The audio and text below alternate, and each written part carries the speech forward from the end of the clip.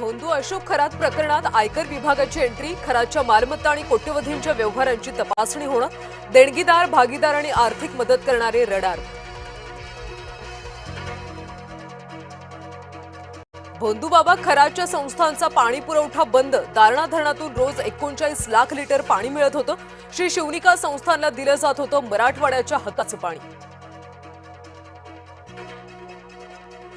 खरातनंतर आणखी एका महाराजावर बलात्काराचा गुन्हा, नांदेडमधल्या एका मठातल्या महाराजावर गुन्हा, 39 वर्षीय महाराजाने महिलेवर केला अत्याचार। 52 वर्षाच्या नराधमाने केला 9 वर्षाच्या चिमुकलीवर अत्याचार, पैशांचा आमिष दाखवून अत्याचार केल्याची माहिती। नागपूरच्या पारडी पोलीस ठाण्याच्या हद्दीतली घटना, सुरा रोडे या नराधमाला अटक। प्रेमविवाह केल्यानं तरुणाला नग्न करून बेदम मारहाण, मुलीच्या नातेवाईकांनी नग्न करून काढली धिंड। भुसावळच्या खडकामधला संतापजनक प्रकार, 10 जणांच्या विरोधात गुन्हा दाखल, 5 जणांना अटक।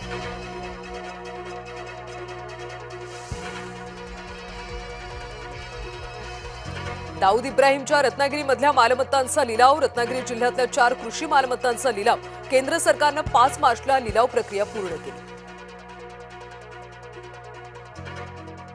उद्धव ठाकरेंनी बोलावली महत्त्वाची बैठक, पक्षातल्या खासदारांची तातडीची बैठक पार पडणार, अनेक महत्त्वाच्या विषयांवर चर्चा होईल।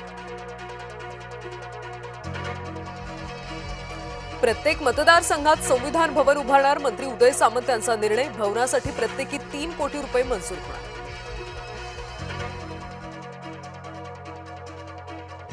संभाजीनगरमध्ये गॅस पुरवठा निम्म्यावर, गॅस एजन्सी बाहेर ग्राहकांच्या रांगा, आगामी काळात गॅस टंचाई निर्माण होण्याची शक्यता।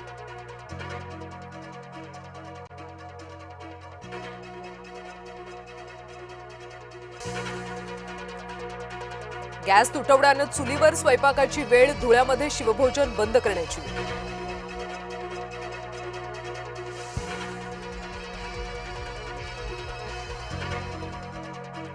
पुण्याच्या नवले पुलाजवळ भीषण अपघात, जांभुळवाडी ब्रिजवर 7 ते 8 ट्रक उलटले, ब्रिजवरून डिवायडर तुटून काही ट्रक खाली पडले।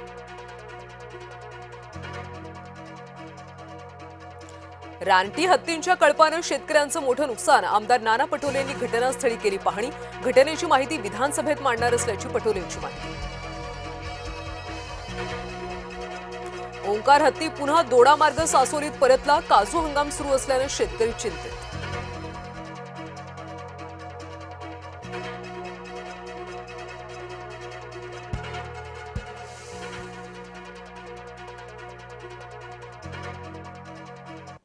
नमस्कार, दुपारचे 12 वाजतायत। बुलेटिनमध्ये तुम्हा सर्वांचं स्वागत। मी कल्याणी दीक्षित। बुलेटिनची सुरुवात खरात प्रकरणाच्या बातमीने।